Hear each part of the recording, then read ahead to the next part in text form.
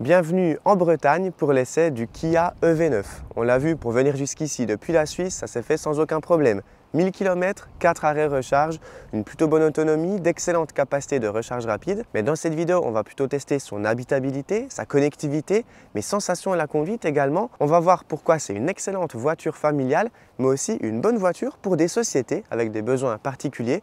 On verra tout ça ensemble dans cette vidéo. D'ailleurs, cette vidéo est possible grâce au soutien de BIV, votre interlocuteur expert et unique pour une transition électrique réussie. En gros, chez BIV, il s'occupe de tout. Trouver un véhicule qui correspond à vos besoins, vous proposer une offre de financement adéquate, mais aussi vous proposer une installation de bornes de recharge chez vous ou bien en entreprise. En gros, c'est facile et rapide. Vous pouvez déjà visiter le lien qui se trouve ici en bas pour plus d'informations, mais je vous parlerai de BIV un petit peu plus tard dans cette vidéo. Allez, c'est parti! Bon, comment commencer cette vidéo sans parler du design extérieur de ce Kia EV9? Ça fait quelques jours que je me balade avec ce Kia EV9 ici en Bretagne et les réactions sont assez mitigées. Alors, une chose est sûre, la voiture attire les regards. En plus, dans cette configuration, ici en GT Line, avec un blanc pétant, des inserts en noir brillant un peu partout, c'est une voiture qui est assez tape à l'œil. Alors, je le dis souvent, mais les goûts et les couleurs, c'est très subjectif. Pour ma part, je trouve que c'est un design au moins original et moi, il me plaît bien. La face avant est très imposante, le capot est très surélevé. Effectivement, l'aérodynamique n'est pas terrible, sur autoroute les consommations sont assez élevées, mais heureusement qu'elle recharge très vite cette Kia EV9, 24 minutes pour le 10 à 80%, 210 kW de capacité de recharge en courant continu, 11 kW en courant alternatif. Donc pour recharger à domicile aussi, ça sera très bien. Mais effectivement, l'aérodynamique n'est pas son point fort pour l'autoroute. Sinon, de profil, ça fonctionne aussi très bien. On a une voiture assez cubique. On le verra à l'intérieur, ça profite énormément aux passagers, même dans la troisième rangée. Parce que oui, c'est une des rares voitures électriques à proposer 7 places. Et on verra, c'est 7 vraies places. À l'arrière, le design des feux est assez hors du commun. Là encore, on reprend le code stylistique des nouvelles Kia. Pour ma part, j'ai une préférence pour la face avant par rapport à l'arrière. Mais le design reste assez homogène dans son ensemble. Dans tous les cas, il est assez original et c'est ça qu'on aime en automobile. Alors, en postant mes quelques stories sur Instagram, j'ai eu pas mal de réactions. Certains étaient emballés par le design, emballés par la voiture. D'autres étaient beaucoup plus mitigés, de par son look premièrement, mais aussi de par son gabarit, sa taille de batterie, etc. C'est vrai que c'est une très grande voiture électrique et c'est pas forcément écologique, je vous l'accorde. On est sur une batterie de près de 100 kWh de capacité, c'est énorme et c'est une voiture qui consommera beaucoup d'énergie. Et oui, en moyenne sur des petites routes, en faisant de la ville, la départementale, je suis entre 22 et 24 kWh au 100. Sur autoroute, j'étais plutôt à 30-35 kWh au 100 km quand on roule à 130 km/h. Donc oui, c'est un très gros véhicule, très imposant. Les dimensions extérieures sont assez impressionnantes, mais il faut comparer ce qui est comparable, c'est-à-dire à une voiture électrique 7 places. Et puis, il n'y en a pas beaucoup sur le marché, des vrais 7 places. Un Tesla Model X, par exemple, est à peu près des mêmes dimensions. Par contre, il est beaucoup plus statutaire et il y a un peu moins de place à l'arrière, surtout sur la troisième rangée. Mais après, des vrais 7 places en full électrique, il n'y en a pas beaucoup. Dans les commentaires Instagram, j'ai aussi vu des gens qui s'insurgeaient de la taille énorme du véhicule. Mais en fait, oui, c'est plus grand qu'un Peugeot 5008, par exemple. Là, on est d'accord. Mais on peut aussi comparer ce Kia EV9, grâce à sa place à l'intérieur, avec d'autres véhicules familiaux, par exemple le Volkswagen Multivan. C'est un véhicule familial très populaire aussi, le VW Multivan, et pour autant le Kia EV9 est peut-être un tout petit peu plus compact que le Multivan. Donc au final, oui, c'est une grande voiture, mais elle sera super pratique pour les familles, également pour les entreprises. D'ailleurs, allons voir ce que ça donne au niveau de l'habitabilité. Alors normalement, dès qu'on a la clé sur soi et qu'on reste comme ça derrière le coffre, celui-ci devrait s'ouvrir automatiquement. Ça prend un peu de temps, on entend la voiture qui bip et le coffre s'ouvre. Donc ça, c'est super pratique si jamais on a pas mal d'affaires. Alors, je suis assez grand, je fais 1m88. Effectivement, la hauteur du coffre, elle n'est pas géniale, vous le voyez. Je peux à peine passer dessous, je dois un petit peu me baisser quand même. Premièrement, au niveau de la charge tractable, ça c'est un point hyper important aussi pour des véhicules de société par exemple. On est sur 2,5 tonnes.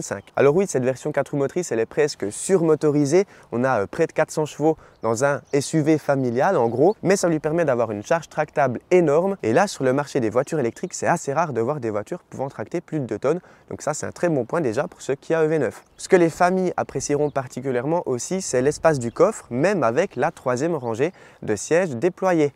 On est sur plus de 300 litres d'espace de chargement, ça c'est top. On a aussi un double fond pour ranger quelques petites affaires. À noter qu'on a une plage arrière également, ça c'est très bien si on décide de rabattre la troisième rangée de sièges. Dans le coffre, on a une prise 250 volts et également quelques petits crochets. On peut aussi fermer et ouvrir le coffre depuis l'intérieur de la voiture directement avec le bouton du coffre. Et puis là où on voit qu'on est dans une voiture premium, c'est qu'on peut rabattre les sièges arrière comme ceci électriquement. Regardez. Ça c'est super, à la pression d'un bouton, la banquette arrière se rabat, donc ça c'est très bien. Et là on a plus de 800 litres d'espace de chargement en configuration 5 places, donc ça c'est très bien là encore. Et puis on peut rabattre aussi la deuxième rangée, comme ça. Alors là c'est un rabattement, vous le voyez, manuel, mais par contre ça forme un plancher totalement plat. Et là on a de l'espace à revendre, vous le voyez, c'est juste sensationnel. À noter qu'on peut aussi choisir une configuration 6 places, donc sans siège du milieu, aussi intéressante je pense cette configuration. Enfin bon bref, vous le voyez au niveau de l'espace de rangement dans ce Kia EV9, c'est tout simplement génial, que ce soit pour une famille mais aussi pour une entreprise. Je pense à des artisans ou des commerciaux qui ont besoin de transporter des choses assez volumineuses, ça c'est le top. Et c'est une des rares voitures électriques qui propose autant d'espace pour autant d'autonomie et surtout avec des capacités de recharge rapide excellentes. C'est des capacités de recharge totalement satisfaisantes pour des commerciaux qui feraient plusieurs centaines de kilomètres par jour par exemple.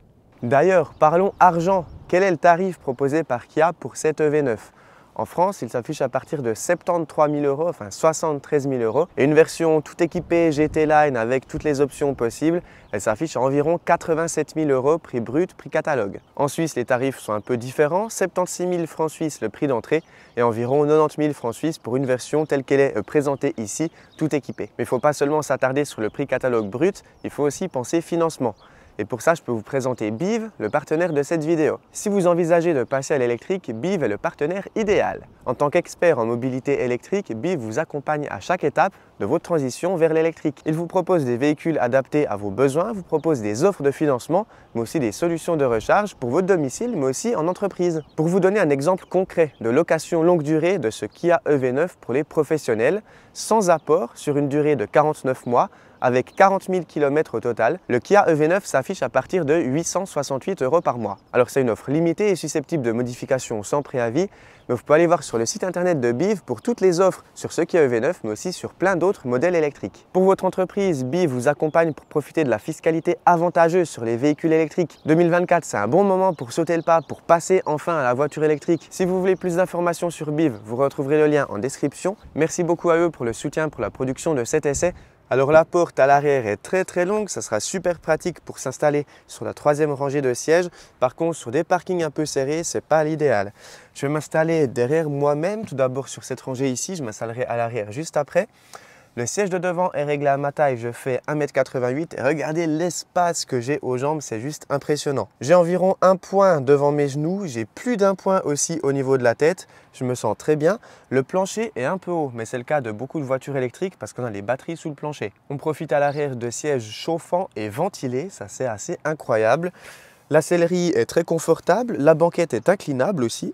Comme ça, hop, sur beaucoup de niveaux, donc ça c'est top aussi pour libérer un peu d'espace à l'arrière.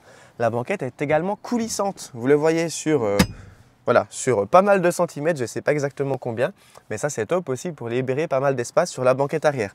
Je vais me mettre ici à une position intermédiaire, comme ça on verra après ce que j'ai comme espace au niveau de la place à l'arrière. Vous le voyez, même en position intermédiaire, j'ai encore un peu d'espace aux genoux. Et le conducteur est aussi très grand. Il y a des bacs de rangement derrière le siège, pas mal de rangement aussi dans la console centrale, deux porte-gobelets pour l'arrière et des prises USB-C dans les sièges, donc ça c'est top. Et on profite également d'un petit rideau pour la fenêtre, pratique pour les journées ensoleillées, et un petit rangement dans la porte, pas énorme. Les matériaux sont très corrects, la sellerie est très confortable, et puis on a aussi la commande de climatisation au niveau du toit, avec un toit ouvrant panoramique en deux parties. La deuxième partie va jusqu'à l'arrière, donc même les personnes assises sur la troisième rangée auront bien de la luminosité dans l'habitacle, donc ça c'est un très bon point également. Donc voilà, à l'arrière c'est top, on voit que c'est une vraie voiture familiale. On va voir ce que ça donne maintenant à la troisième rangée de sièges et là c'est super intéressant. Donc je peux rabattre la banquette comme ceci, la déplier comme je veux en fait, comme je le souhaite. Je peux aussi la mettre un petit peu plus inclinée comme ça. Donc là je pense que la banquette est à peu près à mi-longueur. Et alors je vais déployer les appuis-têtes ici. Et puis vous le voyez, donc j'ai pris mon deuxième iPhone pour vous montrer l'espace que j'ai au niveau des genoux. Vous voyez, je ne touche pas, même en mettant mes pieds sous le siège. Alors vous voyez, j'ai bien de l'espace aussi sous le siège pour poser mes pieds. Ça, c'est top. Au niveau de la largeur, c'est aussi très bien. Au niveau de la hauteur sous plafond, j'ai aussi quelques centimètres. En fait, j'ai un point. C'est assez impressionnant. Je suis relativement bien installé aussi sur cette troisième rangée. Je peux même régler l'inclinaison du siège d'une manière électrique. Donc ça, c'est top. Je peux mettre aussi un peu plus incliné pour avoir encore plus d'espace. avec une prise aussi USB-C sur la gauche, des enceintes, un porte-gobelet aussi à gauche et à droite. Donc non, l'arrière setup pour une grande famille, ça sera la classe. On a énormément d'espace, on a une configuration des sièges qui est au top. Franchement, je trouve pas de défaut à ce Kia EV9 pour une voiture familiale. C'est génial. Et même pour une entreprise aussi, on a énormément d'espace de chargement, on l'a vu avant dans le coffre. Donc c'est le top du top. Et à l'avant, la présentation de ce Kia EV9 est très soignée. Tous les matériaux sont plutôt valorisants sans être exceptionnels. Mais à l'œil, en tout cas, on n'a pas l'impression d'avoir de plastique dur. Alors, effectivement, c'est un peu dur en contreporte. Mais je trouve que la couleur et le matériau, en fait, font qu'on n'a pas l'impression que c'est du plastique très dur. Donc ça, c'est très bien. Sinon, j'ai une excellente position de conduite. On a énormément de réglages ici électriques au niveau de ce siège, ça c'est top. Mon petit highlight personnel, c'est qu'on peut régler les joues latérales ici sur plusieurs niveaux. Donc ça c'est génial. On peut régler la profondeur d'assise aussi, la hauteur, longueur. Enfin bref, c'est génial au niveau des sièges. Petit bémol, le volant, on ne peut pas le régler trop contre soi. J'aurais préféré le régler encore 2-3 cm plus contre moi. Après, ce n'est pas dérangeant non plus, mais je pense pour les personnes encore plus grandes que moi, ça peut être un tout petit peu problématique. Pour allumer la voiture, ça se passe juste ici en bas sur le bouton. Il n'est pas super bien situé, mais une fois qu'on s'y habitue, ça fait le travail. Au niveau du volant, j'adore parce qu'on a énormément de boutons, de raccourcis. C'est des vrais boutons physiques, ce n'est pas du tactile. Et puis, on a énormément de boutons justement de raccourcis, donc ça c'est top. On profite de palettes au volant pour régler la récupération d'énergie. Moi, je me mets toujours au niveau maximum, comme ceci, en mode e-pédale. Il faut le faire à chaque démarrage, presser cette palette pour se mettre en mode e-pédale. C'est un petit bémol, j'aurais préféré que ça s'enregistre pour tous les trajets suivants. Bon, sinon, on a l'écran derrière le volant ici avec pas mal d'informations qu'on peut personnaliser, comme ceci avec le bouton sur le volant ici. Donc voilà, c'est pas mal. Sans plus, on ne peut pas afficher la carte, par exemple, du GPS, ça c'est un peu dommage.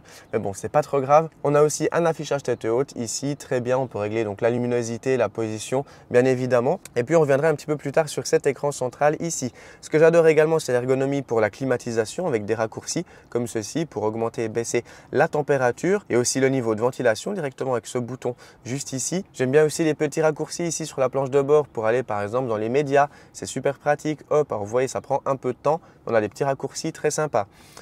On profite de prises USB-C à l'avant, des prises super rapides également. On peut choisir avec ce petit bouton entre uniquement l'alimentation ou bien le partage de données aussi pour les médias du véhicule. Et puis on a énormément d'espace de rangement dans ce véhicule. Alors, au niveau de la contreporte, c'est pas énorme comme à l'arrière. On peut mettre des petites bouteilles seulement. Par contre ici, on a énormément d'espace. C'est un espace d'ailleurs qui est cloisonné comme ça, donc on peut mettre son sac à main par exemple. On a également deux porte-gobelets qu'on peut déployer comme ça en pressant sur le bouton. On peut aussi fermer ce petit rangement ici. Ça c'est très pratique pour avoir une console centrale très clean. On a un pad de chargement sans fil, quelques petits raccourcis au niveau des aides au stationnement notamment. Et puis on a un petit espace de rangement ici dans la coudoir centrale. La coudoir centrale qui est assez ferme, il n'est pas hyper moelleux, mais ça passe encore, ça ne va pas déranger sur les 1000 km. A noter aussi qu'on a quelques réglages du siège passager directement sur le côté du siège. La boîte à gants est d'une très bonne capacité, là encore, franchement, c'est assez impressionnant. Et puis on a un éclairage d'ambiance aussi, vous le voyez ici, ça fait très premium, je trouve. C'est très joli. Dans tous les cas, à l'intérieur de ce Kia EV9, franchement, c'est le top du top. Je m'y sens très bien, j'ai une très bonne position de conduite. Les sièges sont d'un confort remarquable. J'ai beaucoup d'espace, une bonne visibilité aussi avec des grands rétroviseurs, des énormes rétroviseurs. Et puis aussi à l'arrière, d'ailleurs à l'arrière, on a aussi un rétroviseur caméra, hop, comme ceci. Alors celui-là, il me semble que c'est en option, mais c'est une option que je pourrais recommander, je pense, surtout si on voyage souvent avec des personnes sur la troisième rangée de sièges. Effectivement, là, bon, moi je vois bien, vu que j'étais tout seul ou on était à deux pendant cet essai de plus de 2500 km au total. Mais effectivement, si on a des passagers à l'arrière, je trouve que ce rétroviseur caméra, eh bien, ça fera largement le travail. À noter qu'il faudra quand même nettoyer de temps en temps la caméra à l'arrière. L'arrière du véhicule était assez sale et effectivement, de nuit, on ne voit pas grand-chose avec ce rétroviseur, donc mieux vaut le nettoyer de temps en temps, évidemment. Et je vais parler maintenant de cet écran central. Vous le voyez, on a aussi un écran intermédiaire ici avec quelques raccourcis au niveau de la climatisation, au niveau du désembuage aussi, donc ça c'est assez pratique. C'est directement via un écran tactile, mais ça reste en permanence ici sur la gauche, donc ça c'est bien. Au niveau de ce système d'infodivertissement, eh bien, Kia a fait de nets progrès par rapport aux autres versions. Ce que j'avais testé par exemple sur le Kia EV6 l'année dernière, c'était pas génial. Ici, Kia a fait de nets progrès. Directement cette barre ici, par exemple, on va cliquer sur la navigation. Alors ça prend un peu de temps effectivement, alors j'ai pas bien cliqué, effectivement c'est des touches à retour haptique. Au niveau de la navigation, vous le voyez, c'est pas génial non plus, mais ça fait le travail. Effectivement, le planificateur d'itinéraire intégré, on l'a vu, il fait pas un excellent job. Alors, il va retrouver des bornes de recharge sur le trajet. Quand on arrive avec 20% de batterie, bon là je suis à 34, quand on arrive avec 20% de batterie, la voiture va nous trouver des bornes à côté de nous. Donc ça c'est très bien, on va pas tomber en panne non plus à bord de ce Kia EV9. Mais le planificateur d'itinéraire mériterait encore quelques petites améliorations. Pour tout le reste, je trouve que c'est assez convaincant, c'est assez intuitif. On a la projection du téléphone, donc Apple CarPlay ou Android Auto, ça sera en filaire, ça c'est un peu dommage quand même en 2024. Sinon, bon, vous voyez, on a pas mal de paramètres, des menus, des sous-menus, etc. Alors au niveau du touch, ça fonctionne, mais vous voyez, c'est un petit peu lent quand même, alors qu'il a fait de nets progrès. Mais effectivement, j'aurais préféré un truc encore un peu plus fluide en ouvrant les menus, par exemple, vous le voyez. Donc voilà, un petit mot sur les aides au stationnement d'ailleurs, que je vais tout de suite activer. Si je me mets en marche arrière avec le Komodo juste ici, on a donc une caméra de recul, on a une vue 360 degrés qui fonctionne plutôt bien. On a aussi une caméra directement depuis tout le côté de la voiture, donc ça c'est top. On peut vraiment faire confiance au système. Si je me mets en marche avant comme ceci, on a aussi une caméra à l'avant. On a aussi des avertissements si jamais on se met en marche arrière et qu'une voiture ou des piétons arrivent de gauche ou de droite par exemple. Donc ce système d'aide au stationnement, il est très bien, très convaincant à bord de cette Kia EV9. Effectivement, le rond de braquage n'est pas terrible, hein. Il faut quand même faire les manœuvres souvent en plusieurs fois. C'est un véhicule assez imposant, assez large, hein, assez long. Donc effectivement, pour se garer, c'est pas facile non plus, mais on a de très bonnes aides au stationnement qui sont très fiables. Donc ça aide beaucoup pour garer ce beau bébé. Vous voyez ici l'avertissement en temps réel. Il y a quelqu'un qui passe vers la gauche et je suis en marche arrière. Donc ça, c'est très bien.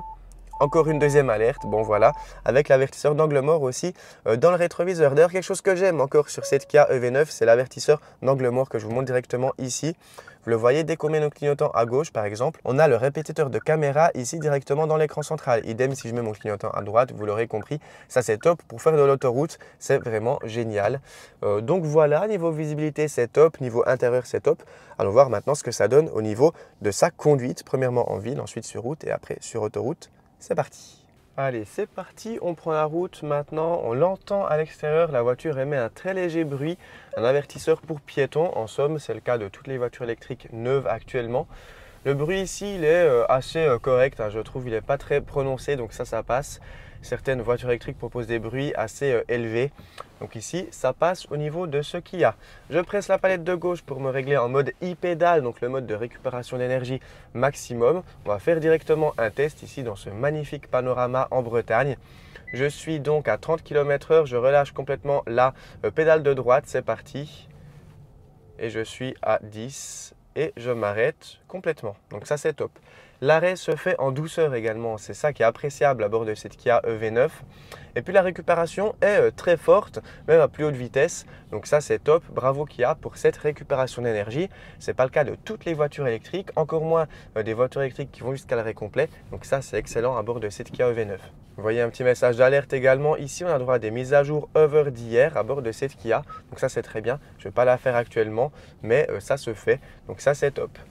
Au niveau de la visibilité, comme je l'ai dit, elle est très bonne. J'ai une bonne position de conduite également. J'adore ces appuis-têtes ici qui sont super confortables. Ils sont très moelleux. Donc ça, c'est top pour faire de long trajet. C'est vraiment très bien. Sinon, la position de conduite, comme je l'ai dit avant, j'aurais préféré avoir mon volant un tout petit peu plus proche de moi. Bon, ça ne va pas déranger, mais effectivement, bon, ça c'est un petit bémol quand même pour les grands gabarits. En ville, comme ici, c'est une voiture extrêmement silencieuse. On a très peu de bruit de roulement, très peu de bruit d'air, on n'a pas de vibration. On a aussi une accélération très linéaire, comme c'est une voiture électrique, c'est logique. Mais pour faire de la ville, cette voiture, elle est au top. Aussi sur route et sur autoroute, on le verra après, c'est une voiture qui est extrêmement polyvalente à la conduite. Pourtant, ici, on est chaussé de pneus en 21 pouces, des pneus hiver en plus. Donc, c'est clairement pas bénéfique pour l'insonorisation. Et pourtant, même à plus haute vitesse, la voiture se montre très silencieuse. Compte tenu de son aérodynamique également, qui n'est pas fameuse, là je dois dire au niveau des bruits, à l'intérieur de cette EV9, ils sont très maîtrisés. Dans des endroits un petit peu plus exigus, ça passe. Le rond de braquage, ce n'est pas son point fort, mais on arrive quand même à se faufiler, entre guillemets, à peu près partout. Pendant mon essai, je n'ai pas eu de gros problèmes pour garer ce Kia EV9. Par contre, je suis pas allé dans des parkings souterrains, par exemple, dans des vieilles villes. Bon, j'ai évité, effectivement, c'est un gros bébé, mais bon, c'est le cas de beaucoup de voitures quand même. Donc, ça passe quand même encore. Bon, hier, en fait, j'ai oublié de parler d'un truc à bord de ce Kia EV9. Je me rends compte juste aujourd'hui. c'est au niveau de la direction. Alors elle est assez précise en mode sport, etc. Mais par contre en mode confort, vous le voyez ici, pour voilà, tourner dans des petites ruelles, il faut bien tourner le volant en fait. Au début de course du volant, eh bien, il ne se passe pas grand chose. Donc en fait, pour faire des manœuvres à bord de ce Kia EV9, eh bien, il faut bien tourner le volant. Et des fois, c'est un peu dérangeant quand même. La récupération d'énergie ici, elle est très pratique. Vous le voyez, à l'approche d'un dos d'âne, je décélère un peu en relevant le pied droit de l'accélérateur. Ça, c'est top. D'ailleurs, au niveau des amortissements, eh bien, ça passe. Hein, c'est une voiture plutôt bien amortie. Aussi sur des petites routes dégradées qu'on va prendre après, la voiture se montre très confortable là encore. Ici vous l'entendez, je roule à 31 km/h, la voiture m'indique que je roule trop vite parce que je suis en zone 30. Pour désactiver cette alerte, je presse le bouton de raccourci et puis je désactive juste ici, limitation de vitesse, hop. Et voilà, et après je clique mon petit bouton favori, je me suis set up tout ça et ça fonctionne très bien. Ici j'arrive sur un gendarme couché, aucun problème, c'est le top. Alors c'est vrai que cette voiture a tendance à biper beaucoup quand on roule trop vite. Bon, ça c'est le cas de beaucoup de voitures électriques. Maintenant en 2024, c'est la loi. Bon, ça encore c'est normal, mais dès qu'on roule 1 km/h trop vite, moi je trouve ça un petit peu too much. Donc je préfère désactiver l'alerte. Pourtant je roule jamais vraiment trop vite, qu'on soit clair. Effectivement, je préfère désactiver ça parce que quand on roule à 131 au lieu de 130 et que la voiture sonne constamment, c'est pas génial. On a aussi des petits bips quand on regarde pas vraiment la route, quand la voiture pense plutôt qu'on regarde pas trop la route. On a un avertisseur de fatigue qui est juste ici derrière le volant, donc il va sonner quand on est un petit peu distrait. Ça c'est pas trop mal, mais effectivement c'est une voiture qui sonne beaucoup. Alors les bips je les ai mis au moins fort possible pour m'éviter justement d'être trop perturbé pendant la conduite, et au final ça passe, c'est correct, on s'y habitue. Mais effectivement les Kia et les Hyundai ont tendance à biper un peu plus que d'autres véhicules. Là j'arrive sur une petite départementale pour voir ce que ça donne sur une conduite un petit peu plus dynamique, mais aussi confortable. On le verra que c'est une voiture très polyvalente en somme. C'est selon moi un parfait compromis entre une voiture familiale, mais aussi une voiture sportive pour se faire plaisir. Surtout cette version GT qui a énormément de puissance, un très grand couple également. Donc cette version GT, moi je la trouve très aboutie à la conduite, et c'est un gros kiff pour ma part, la conduite de cette Kia EV9. Et ici en sortie de village, j'accélère un peu. On a une accélération, vous le voyez, très linéaire, très souple. On a un très bon feeling sous la pédale de droite. Donc ça c'est génial, c'est le cas de beaucoup de voitures électriques, mais ici particulièrement je dois dire que le feeling sous la pédale, la récupération, tout ça, c'est très bien maîtrisé. Pendant qu'il n'y a personne, on va faire un petit 0 à 80 ici sur cette départementale. Vous le voyez, la récupération va jusqu'à l'arrêt complet, la récupération est très forte, ça c'est top. Je vais mettre en mode sport, tiens. Hop, mode sport, les joues latérales se resserrent automatiquement et c'est parti. 3, 2, 1, pied au plancher. Et je suis à 50 et 80, voilà. Donc l'accélération est phénoménale sur cette EV9. Pourtant, c'est une grosse voiture, un gros SUV familial, et on a un 0 à 100 en 5 secondes 2. Donc ça c'est top. En mode sport, le siège se rabaisse un tout petit peu, les joues latérales se resserrent, donc c'est top. On a la direction qui devient bien plus ferme, on a aussi beaucoup plus de puissance. Les reprises, ici je suis à 50, hop, je suis à 80. C'est assez impressionnant. Et en virage, ici, la voiture tient très bien la route. C'est une voiture très polyvalente, je le répète. Mais vous voyez sur des petits virages ici, hop, la voiture est très agile. On ressent très peu le poids. Moi, je suis assez étonné. 2,6 tonnes, mais franchement, je ne les ressens pas à la conduite. Or, certes, on est sur un SUV élevé quand même, bien évidemment, un gros SUV lourd. Mais à la conduite, ça se ressent peu par rapport à d'autres modèles. Je reviens d'une semaine en Mercedes EQE SUV qui fait à peu près le même poids, qui est même un petit peu plus court, enfin moins long du coup. Par contre, lui à la conduite, je ressentais vraiment le poids, même en mode sport, je ressentais le poids de la voiture. Ici, ce n'est pas le cas. Ici, c'est une voiture qui se montre très dynamique, même plus dynamique qu'un Mercedes EQE SUV d'ailleurs. D'ailleurs, au niveau de la conduite, c'est une voiture premium ici. Il n'y a pas de doute. Alors oui, le prix est premium aussi. Au niveau de la conduite, on est sur une voiture premium et ça se ressent. Et en fait, par rapport à un Mercedes EQE SUV qui coûte 130 000, 140 000, ben, cette Kia EV9, elle n'a pas grand-chose à lui envier, à part les roues arrière directrices qui seraient quand même bénéfiques sur cette EV9. Franchement, je ne vois pas trop ce que je demanderais de plus sur ce Kia par rapport au Mercedes. Petit bémol quand même, alors il faut critiquer, hein, on est là pour ça également, c'est au niveau du lane assist, donc le maintien dans la voie. Il se montre un peu intrusif à la conduite, surtout sur départementales qui sont assez étroites. En fait, la voiture corrige constamment la trajectoire, justement si on se rapproche un peu trop près de la bande à droite ou même de la ligne à gauche. En fait, la voiture va donner des petits coups de volant à gauche ou à droite pour corriger la trajectoire. Alors certes, ça peut sauver la mise hein, si jamais on est déconcentré lors de la conduite.